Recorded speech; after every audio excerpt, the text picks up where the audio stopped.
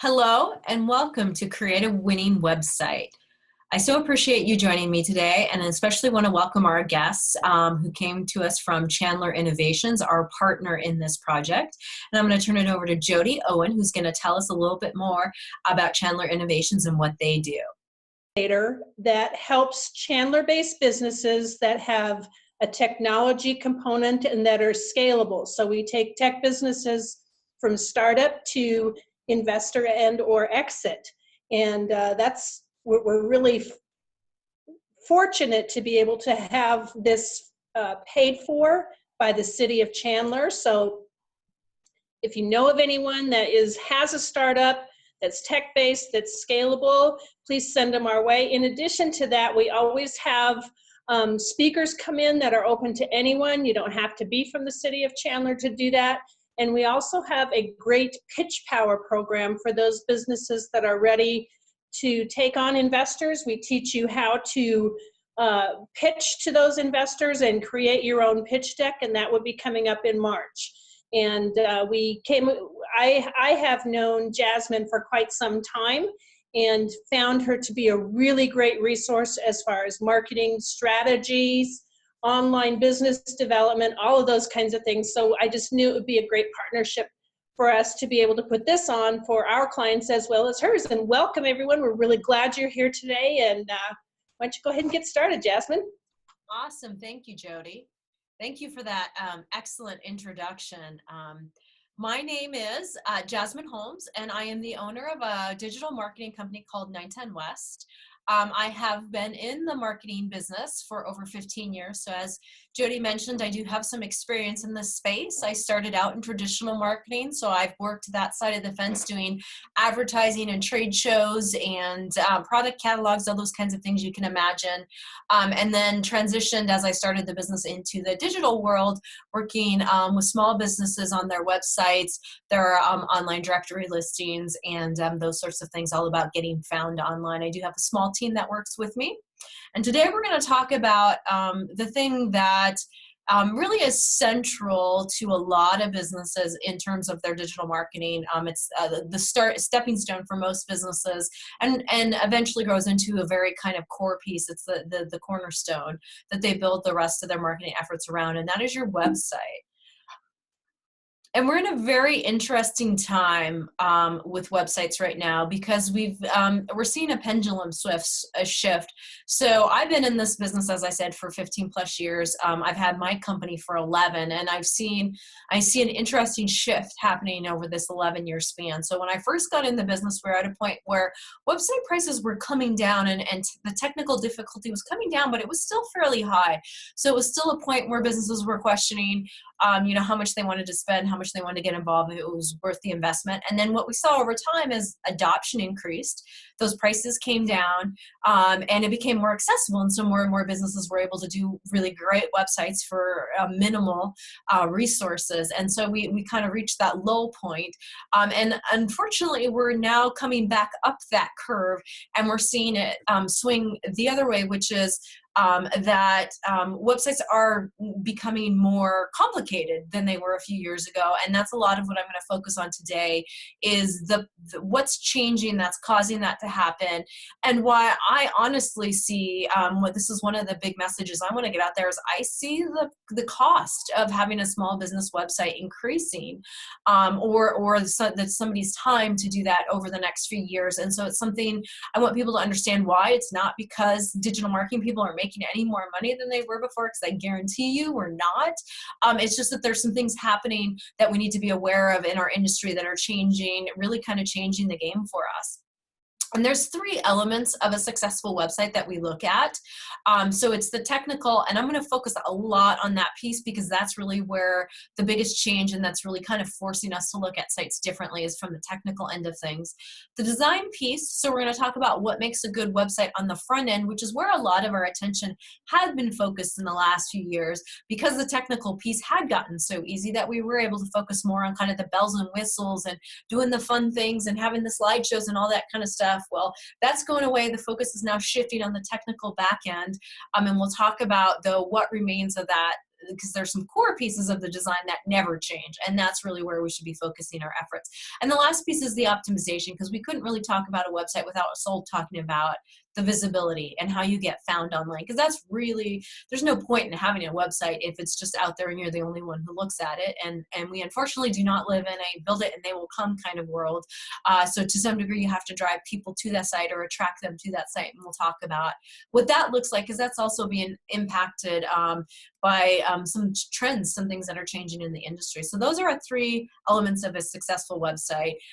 What I see in my business, and I do a lot of work with websites, I can't even count the number that I've done, is rarely has a business have all 3 of those locked down. 1 or 2 pieces may do well, but very rarely are all 3 executed well. And part of that just has to do with the providers, which I'm going to talk a little bit about, questions to be asking, what to look for. You may have somebody who's got a great design aesthetic, but they really don't have the technical expertise, or they really understand the optimization piece, but they don't have the design aesthetic, or they bring that tech to the table, but they don't understand the customer journey, and so those pieces. And so what I do challenge you to is you can do better, and you really do need to look at all 3 of those. So whether it's finding a provider who does have that, which can be difficult unless they are a big company, because it is really kind of 3 different mindsets. It's one of the things that makes my company unique, is I really do understand all 3 pieces because of my background. Or it may be having to have multiple providers who work together, so people who are collaborative, that where you can bring those different skill sets to the table. But bottom line is you can do better, and you must do better if you want to continue to succeed in attracting new business online in the near and distant future. So first, let's talk tech, because that's really the core message. If you take one thing away from this webinar today, it's this better understanding of the technology behind your website and what's happening with that, because that is the game changer in our industry. And so there's really two or three pieces to this that are coming into play. Mobile. So, and what I mean by that is more people are accessing the internet in more ways than ever. So we're not just sitting at our computers anymore, where we've got a high-speed internet connection at our house. We're out on our phones. We're looking stuff up when we're out and about. We're on our tablets at night. We're sitting there while we're watching TV and relaxing with our family, surfing on our tablets. So we're using all these different devices. And so that's really changing and lowering the bar for what how websites need to perform. Because obviously when we're on our desktop with a big wide screen, we've got a lot of different options that we don't have when we're on those smaller devices. And Google, because of that, has really taken a look at that, and they feel that mobile is the future, which they are not alone and not wrong in that. The younger generation lives on their devices. They don't even know what a computer is. We've probably all seen that Apple commercial where they the little girl says, "What's a computer?" Trust me, that's not a joke. It's a real thing. And so for that reason, we need to pay attention to this. And so a big piece of that is speed of the website, how it performs on those smaller screens, how it performs when you're not on a high-speed network, when you're on your cell phone, which is just that data network, which we all know is a lot slower. So speed is one of those key factors. And Google has so much embraced this idea that your website needs to perform well on mobile, and thus, therefore, it needs to load fast, have good speed, that's one of the key factors that they're using in ranking websites. And that's one of the things that's changed a lot about website visibility. So if your website visibility has gone down drastically in the last year, and if you haven't seen it now, you will probably in the next year or so, because they're rolling out this mobile first initiative, that could be one of the reasons why, simply that you've got a slow loading website. And then the other piece of that is the cybersecurity angle. And I was just on a cybersecurity panel this morning, sitting with the mayor of the town of Gilbert, where I live, talking with other business owners and talking about this issue, because it's something, and this is something I express, that most small businesses are not paying attention to because they feel like it doesn't apply to them. It's the bigger companies they're going to go after. Bottom line is, it's not true. 60% of cyber attacks are aimed at small businesses, and the reasons are because we don't have as many resources, so we're easier to attack. And the scary downside to that is a true cyber attack on a business will put most small businesses under. Like, you'll be out of business. There are more laws coming into play in terms of reporting, protecting your customer data. I know we have a few folks on this call today that are in the medical field, and so you're already dealing with this from the HIPAA requirements, but this takes it to a whole other level in terms of your website really is a point of vulnerability, so you need to be careful about what kind of information you're storing on there and how you're protecting it. And so bottom line, it comes down to the performance of your website. Is it fast and is it secure? This is a quote directly from Google Partner Training. I did their mobile certification last year. A beautiful site with poor performance won't do much except drive the user away. And that is the bottom line, the way Google views website performance, is they don't care how well designed your site is, what kind of cool bells and whistles or slideshows or this little information, what great information you have on there. If that site is not performing well in their eyes, it presents a bad user experience, and they have enough data to back that up to know that that's the case. And so therefore your website is not going to be as visible. So definitely performance should be top of mind, should be the number one thing you're talking about with your website, not the front end design. So a big piece, and I alluded to this a minute ago, of your website performance comes down to your hosting. And so what that means for those of us who are not as technical, that's the place where your actual website files live. And then when I go to access your website, it's the server that puts that out so that I can see what's on your website. So it stores the files and then pushes them out when somebody goes to access that. And that hosting service, they vary widely across the board in terms of both cost and performance. So it can be a little tricky to find a good hosting service because you really do have to balance budget versus what you need for speed. So a big piece of that is just doing your research and making wise choices there. And if you're working with a service provider, asking them questions about the hosting companies that they use, because a lot of the ones that have been recommended in the past are some of the worst performers. They load really, really slowly. We have some of the big names in the industry that we're slowly moving most of our clients off of because their hosting performance is so horrific that everything else we do on the site is really in place. And because the site load speed is so slow, we're having trouble having it perform and building that traffic up because of that. Now, as far as price point goes on this, you're going to be spending anywhere from $75 a year to as much as $300 to $600 a year, depending on your hosting choice. It's a big ballpark and depending on the needs of your business, but that's really where you should be in terms of looking at hosting costs. If you're looking at something that's lower cost than that, likely it's not going to have the performance you need. And something higher, unless you're a really big website, you probably don't need to be spending that kind of money. So besides hosting, it's how the website itself is built. And I alluded to this again a minute ago. It's how it performs on mobile as well as on desktop.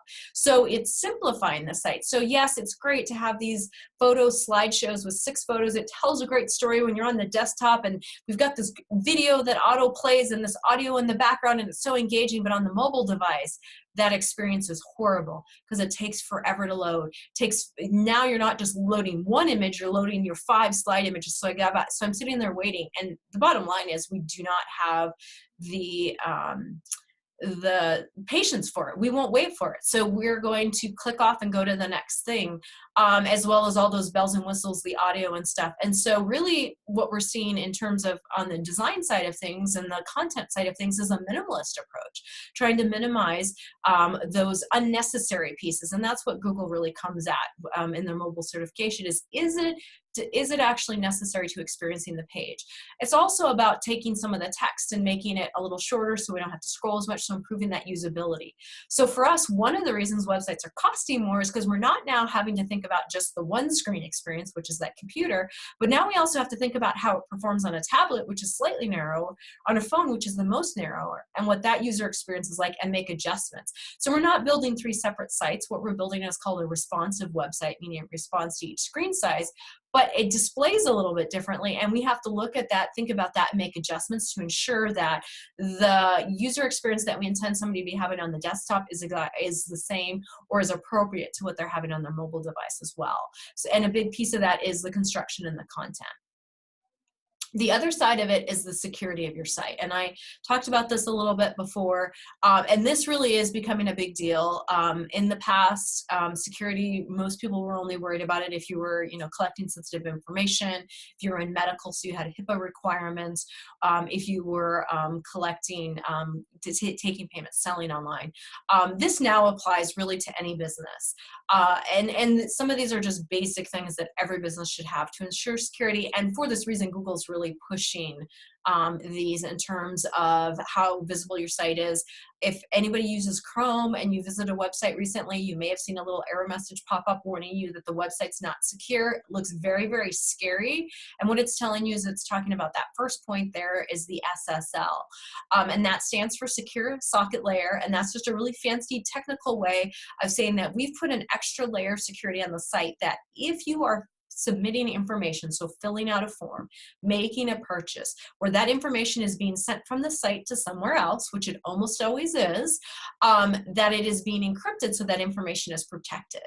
And so that's all that is. But with a site without an SSL, Google will pop that warning up. So even if you're not collecting any data, you don't have any forms on your site, it doesn't apply, they're still going to show that warning. And how you can tell if you have it or not is when you look at your website, if you see HTTP or HTTPS, because the S stands for secure. And they want everybody to have that S because it's a higher level of security. The good news is it doesn't need to be terribly expensive. In the past, one of the reasons a lot of websites didn't have SSLs is it could cost as much as $300 a year or more because it was mainly geared at e-commerce. So you're doing a lot of sales through your site. You can get an SSL for as low as $30 to $100 a year for your website now. It's fairly easy to install and set up, particularly if you're on WordPress, and it's something that whoever you're working with to build your website should be aware of. If they're not, you definitely want to rethink your provider because this is something that should be on their radar. This is nothing new. This SSL conversation has been going on for several years now. So simple little certificate to add to the site that will then get that green lock that says my site's secure, the scary Chrome warning will go away. And if you are collecting any form information on your website, it's going to ensure that that information is protected when it's being sent to its final source. The other biggest security hole we see, and this is particular with WordPress, a lot of businesses build their website and then they sort of walk away and forget about it. And that's not really been a reasonable way to approach it for quite some time, more from the content and the SEO perspective, but now also from a maintenance perspective. Because one of the best ways to keep your site secure is to keep the software up to date. So it's just like on your computer. So you want to make sure if you're using WordPress or any other content management system, that anytime updates come out, particularly security updates, those are applied in a reasonable time frame, as well as any add-ons you're using to the site. So plugins that add extra functionality, that those are up to date as well. And that's simply one of the easiest ways to keep your site secure. The sites that I see that have been hacked into or have been taken over by spammers, almost always it's sites that have been sitting for quite some time, years and years and years, and they were just open, and so they were easy pickings. Once we go in and start doing regular updates and securing them, it will protect it. And even though that is a great form of protection, it's not foolproof. Unfortunately, things still slip through. Technology is changing so quickly. New updates are coming out all the time. Sometimes they don't get applied right away. But that's the other side of doing regular maintenance, is you've got somebody checking the site so they find issues a lot faster. So it's not something that's sitting out there for weeks or months till a customer calls you and says, what's going on with your website? I had virus infection on my computer from a very well-known local speaker because I was trying to pull up his information for an event we were doing, and his website had been hacked and was putting out malicious viruses that I then had to clean off my computer. So you don't want, if you're a public speaker, that kind of impression getting out there. So that's a very important piece of it. So spam, and this is the other side of the cybersecurity coin, is it's not just malicious people trying to get in there to try to use your website for nefarious purposes, but it's just the spam that's out there, and they are still using your website for nefarious purposes, is they do it through spam. So it could be, if you're on WordPress, if you get a lot of comments that just look like garbage or gobbledygook, some of that is people trying to rank for SEO. Some of it is just they send these little, what are called bots. They're little computer programs that run, then go out and look for websites where they can submit stuff, and they just start doing that. I had a client reach out recently about thinking a contact form was hacked. And my guess is this is what's happening is they just got a bunch of spam submissions through the form. So it looks like it's hacked, but really it's just a bot found that form and said, hey, let me hammer this, trying to shut the website down, trying to cause some other kind of problem. The good news with that one is there's a pretty easy fix. There's some filtering you can put on the front end of this site, as well as those little captchas. So when it asks you to fill those numbers and codes and signs in on the form, that's what they're trying to do, is prevent those bots from doing that. So there's that spam piece as well, and that's not so much bad from like the site is hijacked and is putting in bad information or doing things you don't want it to do. It more so has to do with, one, your annoyance of receiving all these spam messages that don't make sense. And it can also affect the overall performance of the site, because some of your hosting performance is based on overall traffic and what you've paid for. And if you're getting hit with a lot of spam, your host may actually shut the site down thinking that there's something else going on. So that's one that's a good idea to keep on top of. And like I said, very easily, some simple little tricks to fix it. And then the last piece is just security. You want to be scanning and alerting. And this is tough for a business owner to do themselves, because you're busy, you're running your business, you're doing your area of joy, working with your clients. So this is where I definitely recommend hiring a company such as myself to help with the maintenance. And part of what we do is we install a software that sends us alerts if something suspicious has happened. If there's updates, makes it really easiest for us to go in and fix things. So I definitely recommend their software you can install yourself if you're doing it, or that's something you can hire a company. You do want to have a real human being using this. There's a couple of services out there that are selling it. Oh, we do all your updates and we scan for security. The problem is and they do it very cheaply. And how they do it very cheaply is they're having basically computers do it for you. Well, what they don't take into account is sometimes all those updates or that security can cause problems on the front end of the site, incompatibilities, things not showing up the way you intend them to. And they don't actually have a real human going to check that, because it costs so much. That's how they're getting that cheap price.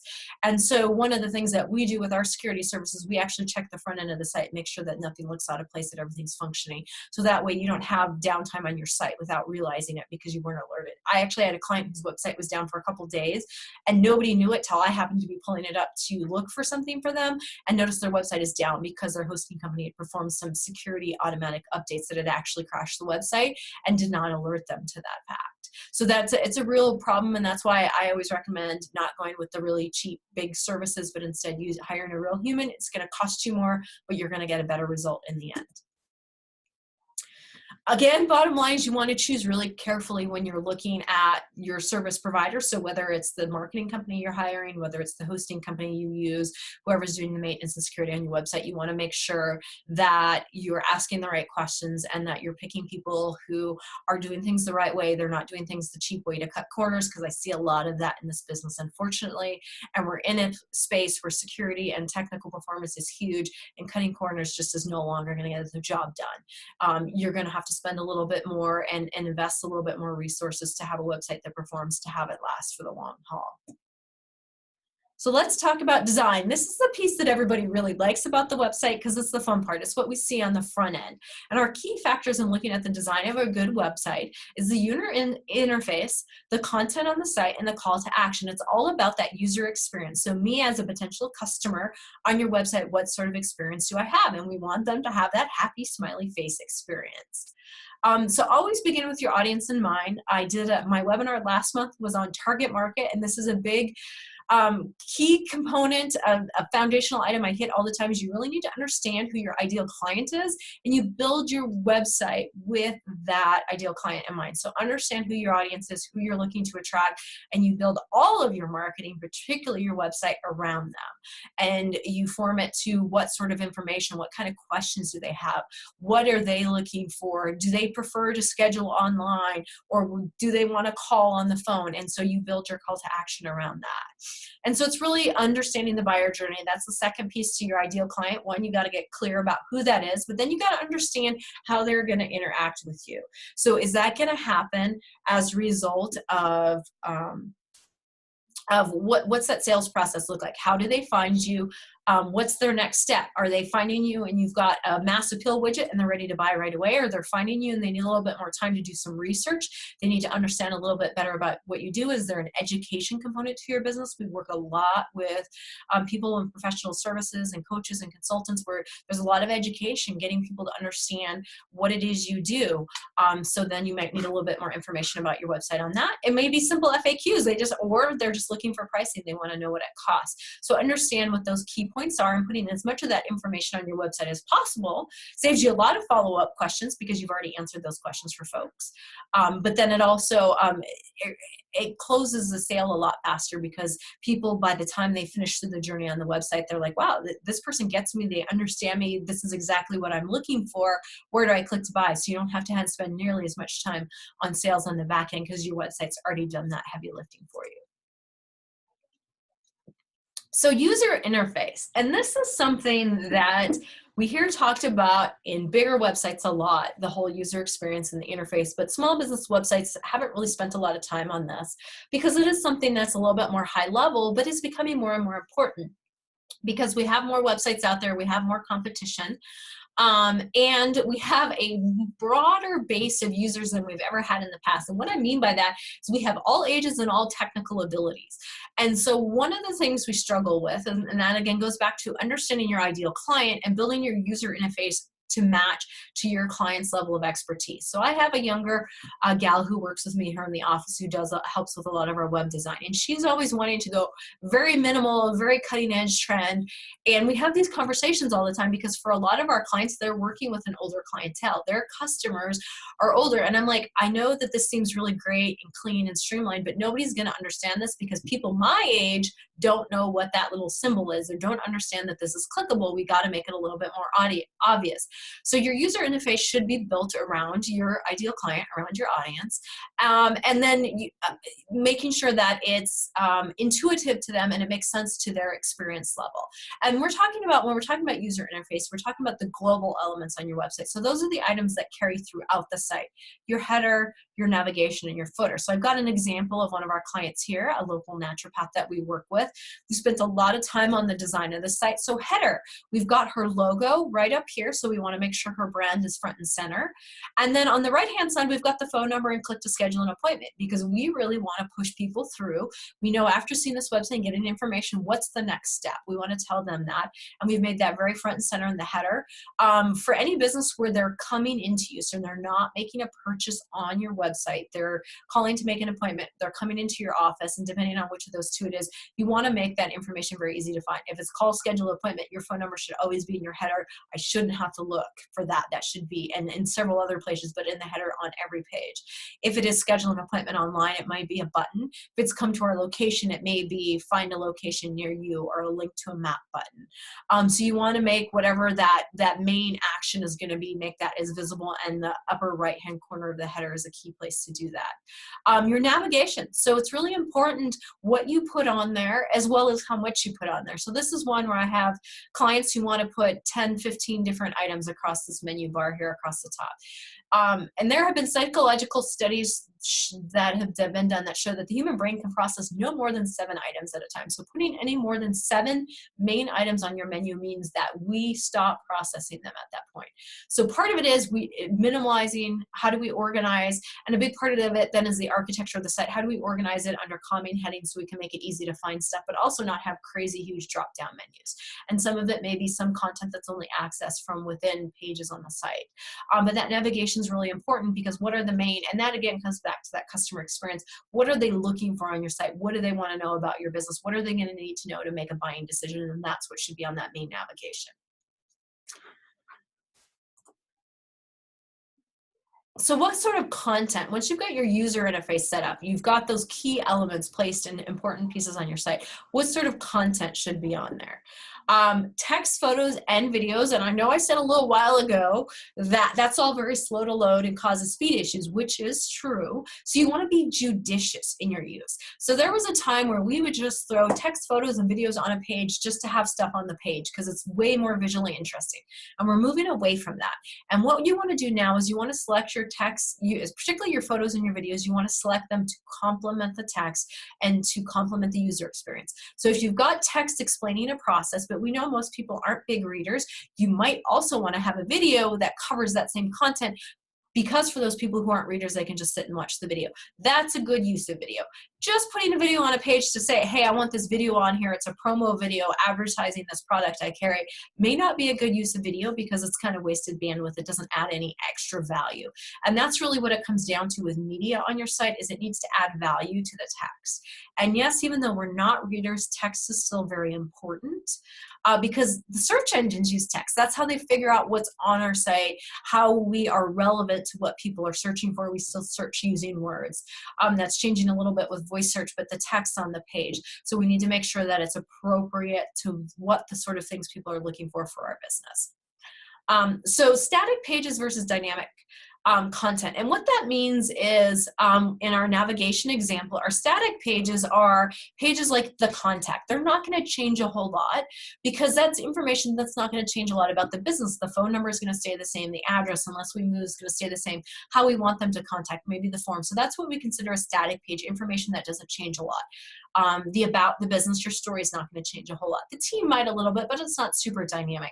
Those are what we consider our static pages, your services. Dynamic content is your blog or education or articles section. So that's something you're adding to on a regular basis and updating.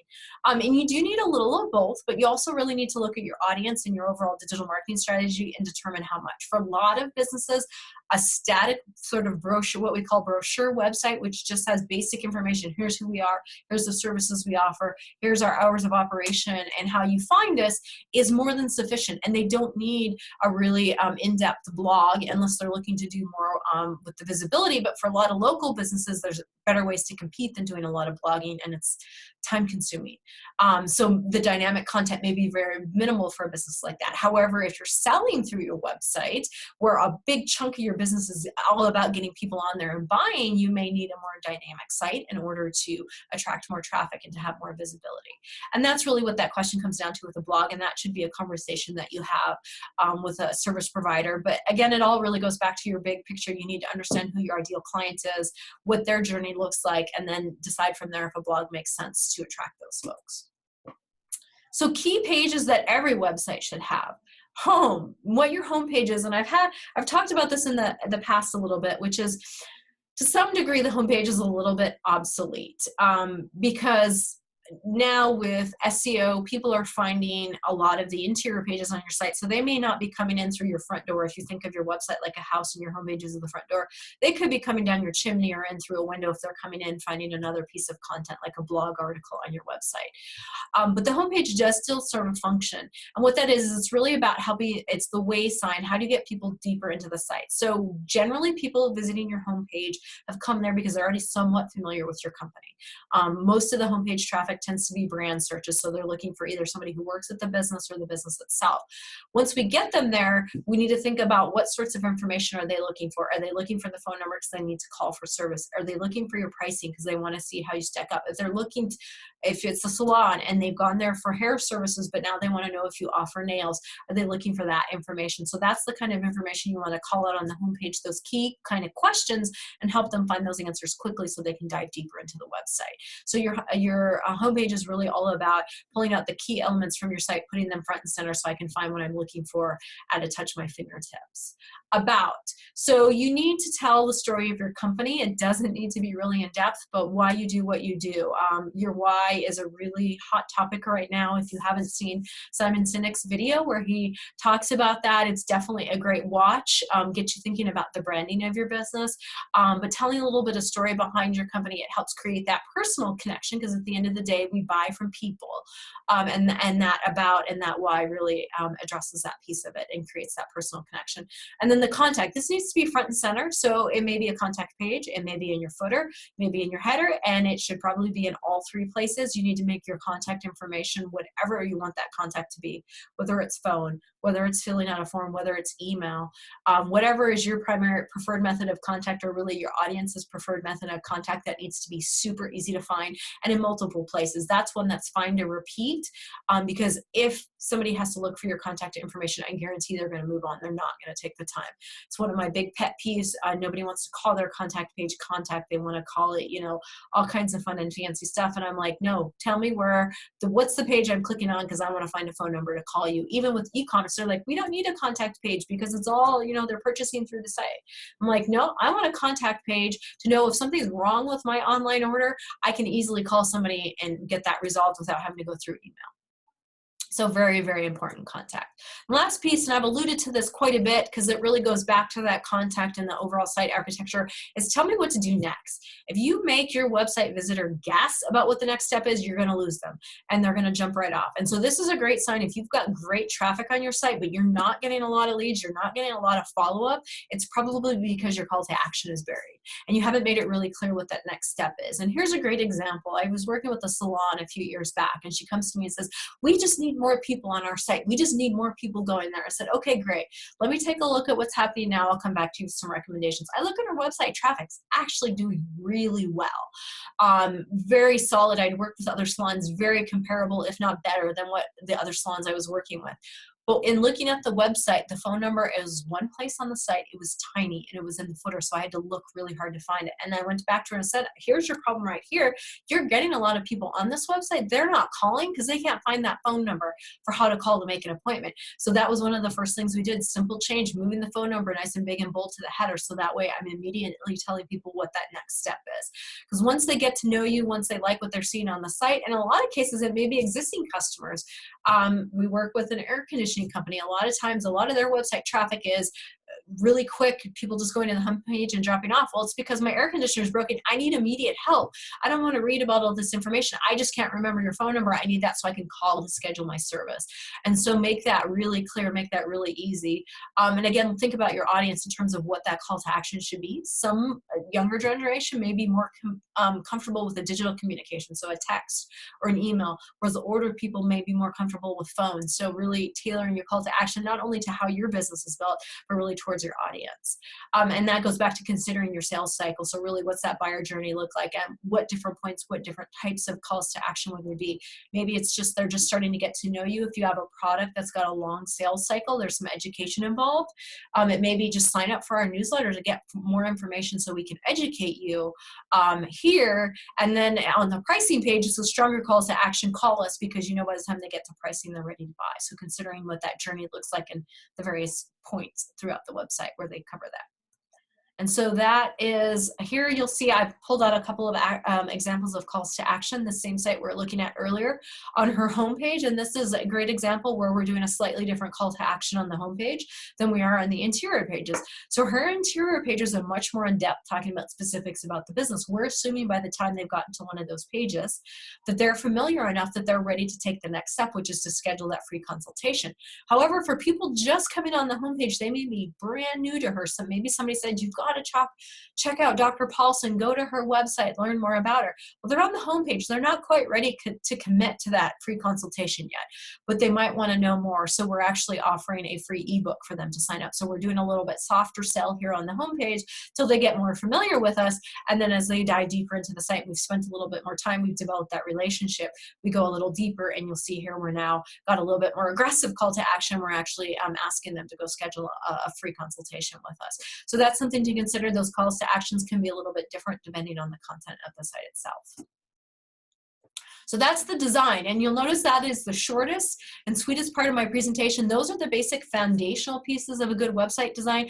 All the rest of it is just fluff and bells and whistles, and those are the things you need to have nailed to have a really strong website. Whether or not you have a slideshow, or you have, interactive photos, or you have all these other kind of cool things, really is going to depend more on your audience. And unless you have those core pieces in place, all those really cool, fancy, pretty pictures are going to do nothing because the users are not finding the information and having the experience thereafter. So let's talk about getting found now. Now that we've got this website that is performing technically well, and we've got it really honed in on who our core audience is, and it's built for them, how do we get those people to find us?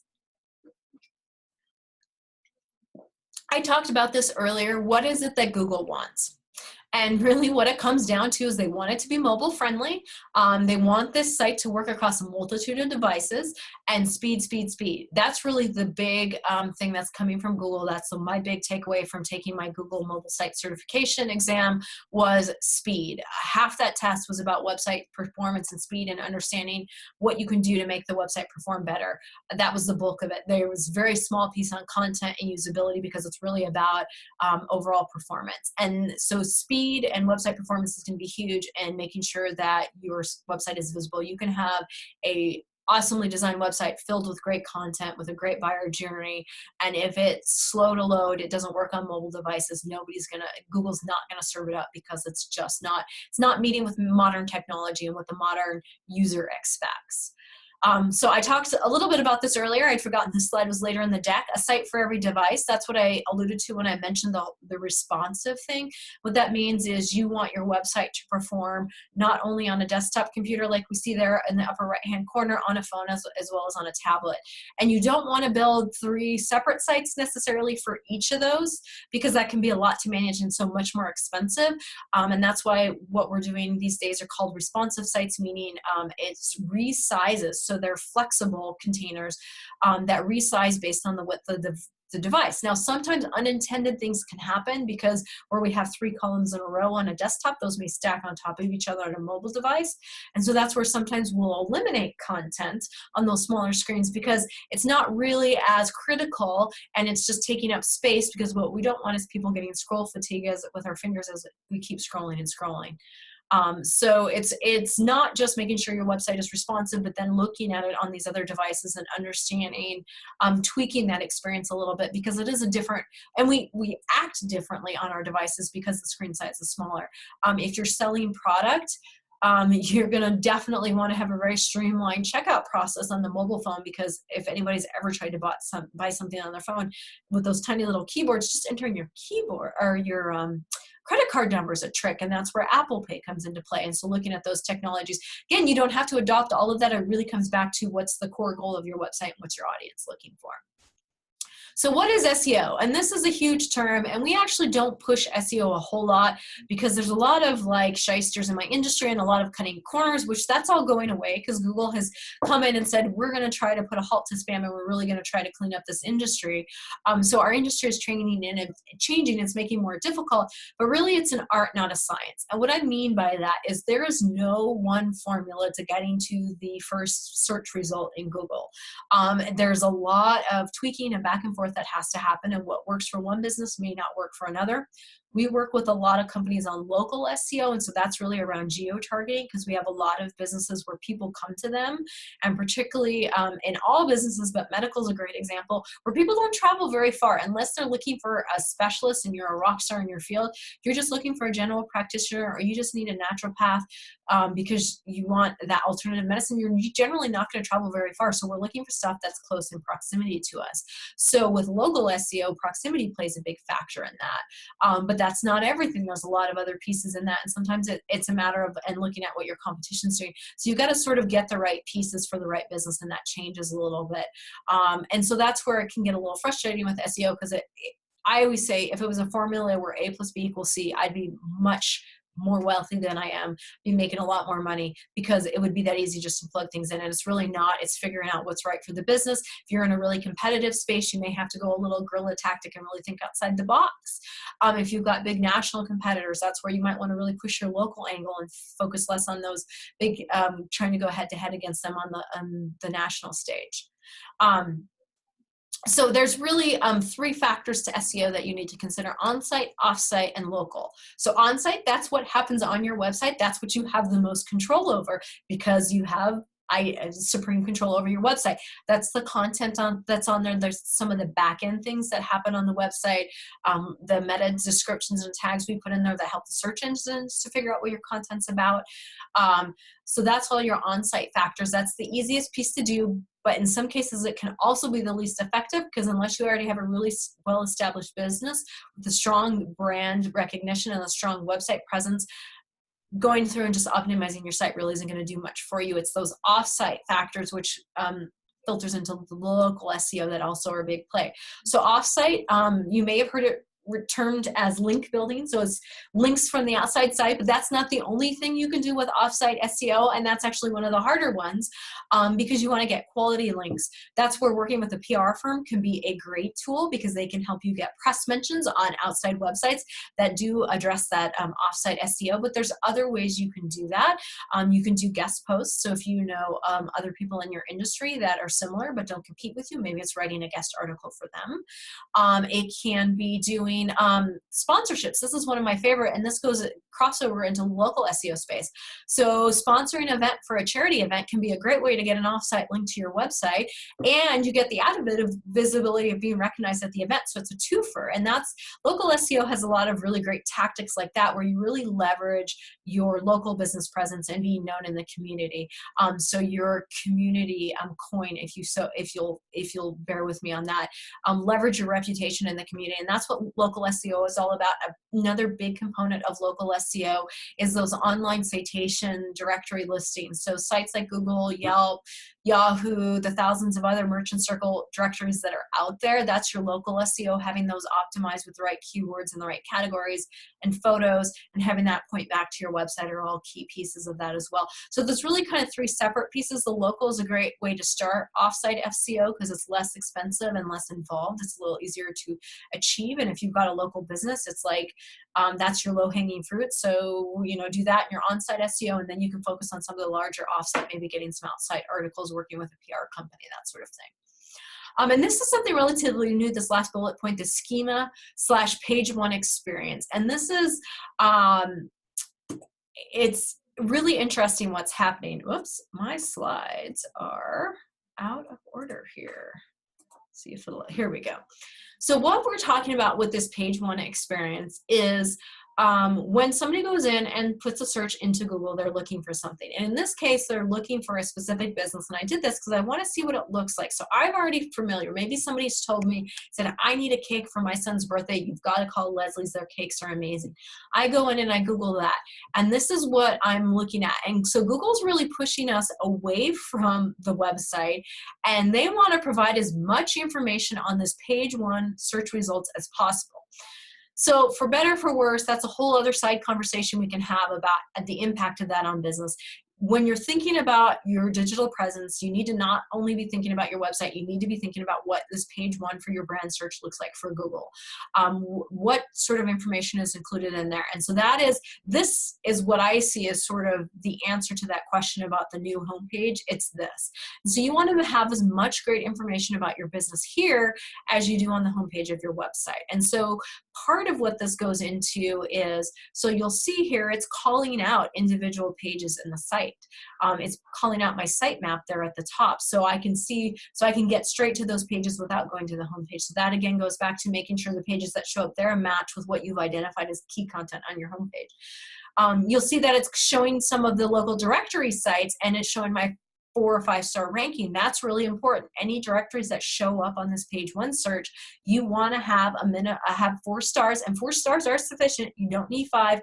Customers have extreme trust in 4 stars, but you want to have 4-star reviews, even if it's just 1 4-star review on each of those sites, so that when I'm scrolling through this page, I'm seeing all these great 4 and 5 star rankings on there. You'll notice, so Leslie's here has a video, so it's pulling this YouTube video, which I can watch right in the search results as well. So again, that may be embedded on my website, but Google's kind of shortcutting that and making it very readily available, as well as photos up at the top. So these are all pieces. So it kind of goes into that offsite optimization, making sure that if you've got a video on YouTube, your YouTube presence is optimized, making sure your Google listing is optimized, so you've got photos and the map is on there, making sure that you're optimized on these citation sites in that you've got the right keywords as well as good ratings on there. And then the other thing that Google's doing is they're actually pulling detailed content off your website, and that's where that schema markup comes in. And what that does is it's a little bit of extra code you add to your site that says this is a very specific type of information. So it could say this is a menu item, or this is an event, which is what I'm highlighting in that lower right-hand corner. So this particular client, they do a monthly cake tasting. That's one of the ways they want their first call to action to be is come to a cake tasting, try our flavors. So that way when we sit down for a consult, you already have some idea of the flavors you like, and then we can just really focus on the design of your cake from there. So they do a monthly cake tasting. So we post that cake tasting right here on their Google listing. So this is something that I can see right away. I don't even have to go to the website. I can see that she's got a cake tasting coming up. And if we put that in her description, like, hey, if you're the first step to ordering a cake is come to a cake tasting, see details below. I bypass the website. So for better or for worse, that's a whole side conversation. Google is putting this information out there. You want to make sure that that information is front and center. Some of it gets manually published on Google. Some of it, like the order piece, it'll pull off your website. In her case, she doesn't really have a menu. That's a bit of a holdover, so it's not the most useful thing. But if you're a restaurant, you would want that to show your menu page, not your home page, so people can go directly there. And depending on how your menu page is set up, you could potentially have some of those menu items show up right directly in your listing here, so I could get a glimpse of your menu without even leaving this page. That's what Google's pushing, and so that's something that we need to have on our radar, be thinking about how we can pull, and that's what the schema markup does, is how do we pull that information on our website and help put it here on these front pages so that people can easily find it. I wanted to show a little bit more detail on this listing. You'll see here this question and answers is a really new piece, but where the general public is now able to post a question about your business. And it's kind of like the Wild West right now. They can publish anything, even inappropriate content, so it's something that needs to be monitored. And ideally, you're responding to it to make sure you're getting the most accurate answer, because if you have a customer respond and they don't respond quite correctly, it may not be the information you want out there. So monitoring those Q&As, but again, a way they're taking the FAQs off the website and putting them right here on your listing. You see they're pulling more reviews from other places on the web from your other sites. You can actually have it pull. You can do schema markup if you have customer testimonials on your website. You can mark that up and have Google pull that over into the search results, showing those testimonials from your website with the star ranking as well. So lots of ways to leverage that. The other piece, which has nothing to do with a brand search, which was that slide we saw a minute ago, that I want to talk quickly about, is if you are doing a content strategy and really focusing on blog content, it's this slide right here, which is, so you see I'm supposed to be cutting back on my caffeine intake, so I was curious to see how much the different beverages had in caffeine. So my search was how much caffeine in coffee. And you'll see right here, Google's pulling out some key questions. And what's interesting about this is these aren't questions that Google has somebody at their office typing the answers to. They're pulling this information from a website. So these all link to websites, but what they're doing is they're pulling a snippet that's the short answer, which may be all the information I need, or I may click over to the website and see that. And so depending on the kind of content you're adding and what you're trying to rank for, you may actually be able to get one of these what's called a SERP feature, meaning that you get pulled out here on the homepage. And that can actually, even though it seems a little counterintuitive, they're reading it right here, I don't need to go to the website, it actually can have a really great impact on the overall visibility and SEO of your site, and will actually drive more people, not fewer. So this can be something, depending on what you're targeting with your content, you might look at. Sometimes it's very competitive because a lot of people jumped on it really fast, but this is something I just wanted to make you aware of. What's out there may not be appropriate for every business, but it is definitely available. And something that you can, if particularly if you're an online business, may want to target and do, and a good SEO person can help you with that. So how do you know if it's working? There's lots of great tools to test this. 2 free tools from Google Analytics and Webmaster Tools. They run reports that help you understand. I'm going to hurry through this because we're a little short on time, that you're going to look at, but you're going to look at who's visiting your website, how long they're spending on there. That tells you about that experience. Are they jumping off as soon as they're getting there, maybe not finding the information they're looking for? The acquisition, where are they coming from? You're doing a lot with social media. This can help you decide if your social media is working, as well as conversions. Are they doing what we asked them to? Is the phone ringing? Are they filling out the form? Are they doing that download? Are they taking the action that we want them to do? If not, it may mean the call to action is not visible enough, or it's not the right call to action. As well as your keyword position. So that would be like those, the things you're trying to rank for related to your business. Here's what a Google Analytics report looks at. It covers all that data. I could do a whole webinar on looking at these reports, but just to give you an idea that it's there, it's readily available, as well as here's what the Google console report looks like. And this is what's tracking. You'll see the keyword positioning here. So we can see for Bug and Weed Mart, they're #1 for their company name, which we'd expect. They're 1.8 for sewer roaches, so that drives a lot of traffic to their website because a lot of people are looking for help with sewer roaches. I'm going to breeze through this section. Bottom line, when hiring a pro, key factors is always think about DIY versus outsource, particularly for small businesses. Sometimes you DIY because budget. That may not always be the right choice, particularly as our world is changing a lot. That's becoming more technical. It's requiring a lot more expertise. You may want to outsource just to get, or at least to get a consultation, pay somebody for their expertise to give you a plan of what to do, even if you execute it yourself, to make sure that you're staying on top of that. The who's who piece, I just want to touch on this quickly. There's a lot of confusion about how all these different pieces overlap. And so your IT people are very different from the person who, it's a different skill set from the person who designs the website, which is a different skill set from the people who optimize your site, which is a different skill set from the developer, which is the people who may be coding the site. Some companies do all, and I talked about this a little bit earlier in the webinar. Bigger companies have all those on site. But just to understand, so when you go to your marketing person and ask them to set up your email on your computer, that's not really a right fit, because even though they may have some stuff to do with your email accounts, really it's your IT person who handles that. So just to kind of understand, there's some differences there. And if your pro says, no, that's not what I do, it's not because they're trying to pass the buck. It's because really legitimately, even though it all seems like it's internet, it's all online, it's all web, there are some areas of specialty within there as well. You also want to make sure you're asking the right questions. And so this one, we'll send this, I'll post this deck afterwards so you can have these questions. I'm not going to go through these in detail, but you want to make sure you're asking questions, and how they answer that's really important. So things like, where is it hosted? We talked about that. Where are the domains registered? Based on how a company answers, if they avoid these kinds of questions, you probably should run for the hills. They're probably a little sketchy. They should give you clear, very transparent, concise answers to these questions. Will I have access to make changes to the site myself? Is it on a content management system? I see a lot of really great value services, and it's because they don't have a lot of these features built in there. And so once you kind of jump on board because it's such a great value, you find that's really very limiting. And then the security piece, always ask that question. Your service provider should be educating you about that. If they're not, you should shop for another service provider. Design questions. So how much input do I get on design and contact? Design's very personal, so it can change from it. So make sure they've got communication skills. Who owns it? That's something that comes up a lot in this business. You want to make sure you always have ownership of your assets. And then, can I easily move to something new? Because you don't want to be built on a platform that you're stuck with. Optimization, will you provide me a list of the keywords you're targeting? That's one, if the SEO company will not provide that, I would definitely run for the hills, because we have that information. We should provide that to you. It's part of transparency. There's no reason we should be hiding that from you, other than we're trying to keep you from going to the competition. Bottom line is anybody can find that information. It's pretty readily available these days.